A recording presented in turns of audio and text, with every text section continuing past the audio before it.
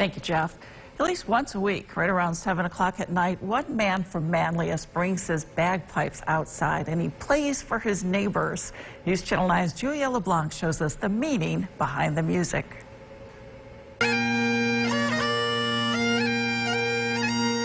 What started out as a way to honor frontline workers and those who have died from COVID-19 has now become a weekly routine for Dave Fulham, bringing the community together through music. It takes you away from everything, all the bad news and stuff, and it gives you a little bit of peace for a while. An emotional experience for Dave. Playing the bagpipes has been a lifetime goal of his, but he had to put that dream on hold when he became a firefighter in New York City, where he served as a lieutenant during 9/11, along with his brother. After that, I was hardly home for about a year.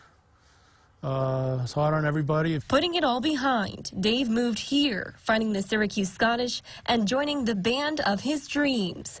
But when his brother died of a 9/11 related illness, he couldn't ignore the past. He now plays with his brother's name engraved on the pipes, along with another friend he lost that day. Michael Judge was the first one to die in 9/11.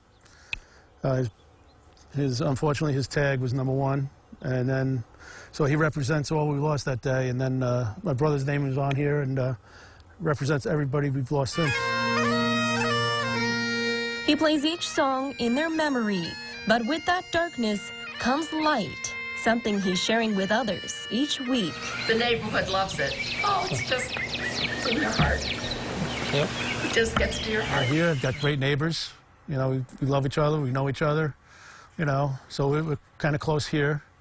And you go out and do it, and we all have a story about somebody, you know, whether it be somebody I knew from 9/11 or even now, you know, who's working in a hospital, who's a fireman, who's a cop. So he'll continue to play for them, knowing better times are ahead. Happy birthday. I kiss you, but social distance.